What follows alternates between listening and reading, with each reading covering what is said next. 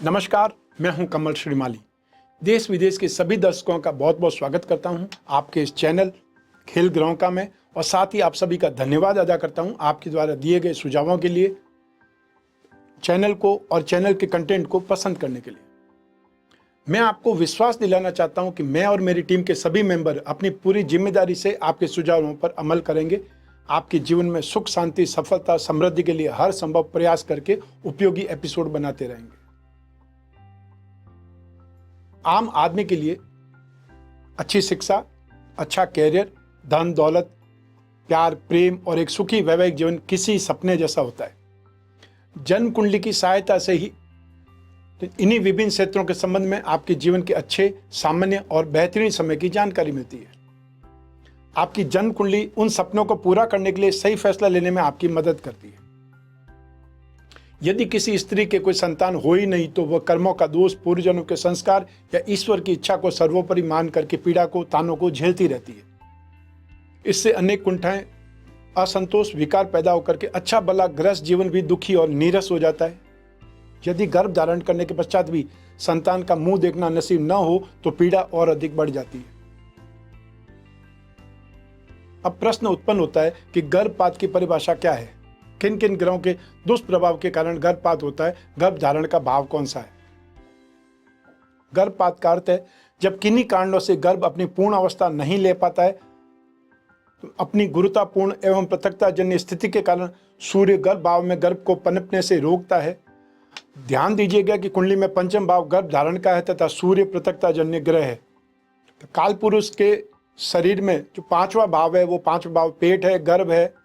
Side screen पर एक कुंडली है, इनका धनु लग्न है, मिथुन राशि है, आद्रा नक्षत्र के प्रथम चरण में जन्म है। संतान सुख के लिए जन्म कुंडली में पंचम भाव निर्धारित है। पंचम भाव के अधिपति मंगल है जो कि लाभ भाव में शत्रु राशि में स्थित है तथा संतान भाव पर दृष्टिपात कर रहे हैं। लग्नेश बृहस्पति है, वो भी मंगल के साथ लाभ भाव में युति कर रहे हैं, लेकिन दोनों ग्रहों पर क्रूर राहु की दृष्टि है। संतान सुख के लिए भावात भावम सिद्धांत के अनुसार पंचम से पंचम नवम भाव को देखा जाता है। नवम भाव से विश्लेषण किया जाता है। नवम भाव के स्वामी है सूर्य जो कि अष्टम मारक भाव में विराजमान है। मां दशा शनि की चल रही है। धनु लग्न में शनि अकारक माने जाते हैं, तो प्रथम संतान के समय शनि में शुक्र की दशा चल रही थी। शनि अकारक है तो शुक्र रोग भाव के स्वामी होकर के अष्टम मारक भाव में सूर्य के साथ में पीड़ित है। लिहाजा जो फर्स्ट जो कंसीमेंट था वो गर्भपात हो गया, अर्थात पहला बच्चा जो गर्भ में आया वो गर्भपात हो गया।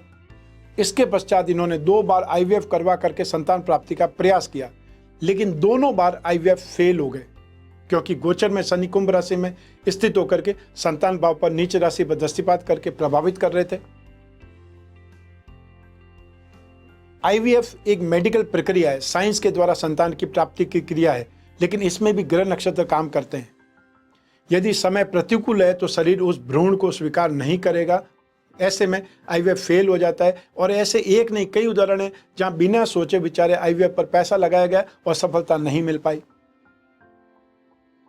वर्तमान समय में यह स्त्री मानसिक तनाव, डिप्रेशन में है, मनोरोग का इलाज चल रहा है। जब तक दशा शुभ नहीं है, जब तक पंचम भाव पर शुभ ग्रहों की दृष्टि नहीं है, गोचर शुभ नहीं है, वहां संतान पाना बहुत मुश्किल होता है। यदि मई 2026 के बाद में IVF करवाएंगे तो संतान प्राप्ति संभव है। कुछ उपाय मैं बतला रहा हूं। ज्योतिष की अपनी सीमाएं हैं, वह केवल मार्गदर्शन कर सकता है, वो जो ग्रह जनित पीड़ा का उपाय है वो बता सकता है, लेकिन भाग्य तो भाग्य है। मार्गदर्शन और भावी संभावना का आभास देकर कि ज्योतिष शास्त्र गर्भपात को रोकने में मदद कर सकता है। गर्भपात अगर ग्रहों के गोचर व दशाओं के कारण संभावित है तो उसे रोका जा सकता है। सबसे पहले डॉक्टर की सलाह माने, पंचम भाव के स्वामी तथा बृहस्पति का रत्न धारण करें, संतानोत्पत्ति कार्य को धर्म पालन का उद्देश्य माने, बार बार गर्भपात की स्थिति में चांदी के सर्प का पूजन करें, संतान गोपाल महामंत्र का निरंतर जप करते रहें, और वो मंत्र है ओम क्लीम देव की शुद्ध गोविंद वासुदेव जगतपते देहि में तनय कृष्ण त्वाम अहम शरणम गतः क्लीम ओम। इस कुंडली में कालसर्प योग भी घटित है। कालसर्प योग कुंडली में होने पर वंश वृद्धि में समस्या आती है, अतः कालसर्प योग की शांति करवानी चाहिए जीवन में एक बार कभी भी। भाग्य सूर्य अष्टम भाव में, अतः नित्य सूर्य को अर्घ्य दें। हर रविवार को गेहूं गुड़ का दान करें। लग्नेश बृहस्पति शत्रु राशि में, अतः हरिवंश पुराण का पाठ करें। विष्णु भगवान की पूजा सर्वश्रेष्ठ है। कोई रत्न धारण कर सकती हैं तो संतान भाव के स्वामी का मूंगा रत्न धारण करना चाहिए। संतान गोपाल यंत्र और 10 अवतार विष्णु कवच का संयुक्त पेंडल धारण कर सकते हैं तो सर्वश्रेष्ठ है। तो इस प्रकार से जो समस्या है उसका समाधान ढूंढा जा सकता है।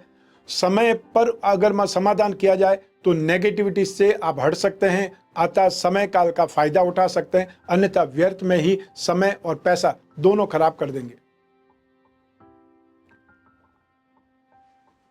जो आपकी जन्म कुंडली है, उस जन्म कुंडली में बहुत कुछ है जिसको भांपा जा सकता है, जिसको जज किया जा सकता है, भविष्य में झांका जा सकता है, और जो समस्याएं आने वाली है आप उससे सावधान हो सकते हैं, या जो निर्णय आप लेना चाहते हैं वो निर्णय सही है या गलत है, उस निर्णय के बारे में आप जो भी जानकारी चाहते हैं वो जानकारी कर सकते हैं, क्योंकि समय ही अच्छा और समय ही बुरा होता है।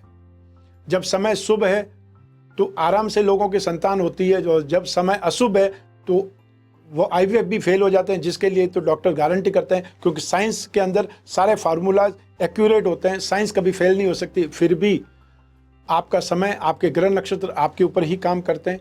तो ऐसी स्थिति में इन उपायों को करके उन ग्रहों का हम, जो नेगेटिव ग्रह हैं उनकी शांति कर सकते हैं, जो ग्रह अच्छे हैं उनका हम और ज़्यादा फायदा उठा सकते हैं।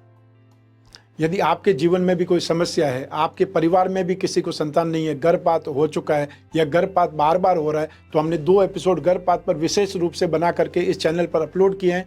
क्योंकि आपके शरीर में, आपके गर्भ में जो बच्चा पल रहा है, हर माह के लिए कोई न कोई विशेष ग्रह जिम्मेदार होता है। वो ग्रह की पूजा उपासना से, उसके दान करने से क्या आपको हासिल हो सकता है, वो सब कुछ वो एपिसोड में समझाया गया है। आप भी उन एपिसोड को देख करके ज्ञान अर्जित कर सकते हैं, सावधान हो सकते हैं। और यदि आपके जीवन में कोई समस्या है या आप भविष्य में झांकना चाहते हैं, कोई बहुत बड़ा डिसीजन है उस पर आप धारणा बनाना चाहते हैं, और वो डिसीजन जो IVF पर हो सकता है या और कोई चीज़ पर हो सकता है, उसके लिए अपनी जन्म कुंडली का विश्लेषण कराना जरूरी है। जन्म कुंडली विश्लेषण के लिए स्क्रीन पर दिए हुए नंबर पर संपर्क करें, या अपॉइंटमेंट फिक्स करें, या व्हाट्सएप नंबर पर मैसेज ड्रॉप करें। हमारे टीम मेंबर्स आपको अपॉइंटमेंट दिलाने से लगा करके बात कराने तक जिम्मेदार बनेंगे। आप और मैं ही बात करेंगे, बीच में तीसरा कोई भी नहीं होगा। इसलिए आप अपनी पर्सनल से पर्सनल डिस्कस कर सकते हैं, जो समस्या उन पर बात कर सकते हैं, क्योंकि जब तक बात नहीं करेंगे, जब तक समाधान नहीं ढूंढ पाएंगे। मैं कामना करता हूं कि आप स्वस्थ रहें, प्रसन्न रहें, सुरक्षित रहें, अपना और अपने परिवार का बहुत बहुत ख्याल रखें। आप सभी को मेरा नमस्कार, बहुत बहुत शुभकामनाएं। ईश्वर आपकी रक्षा करे। धन्यवाद।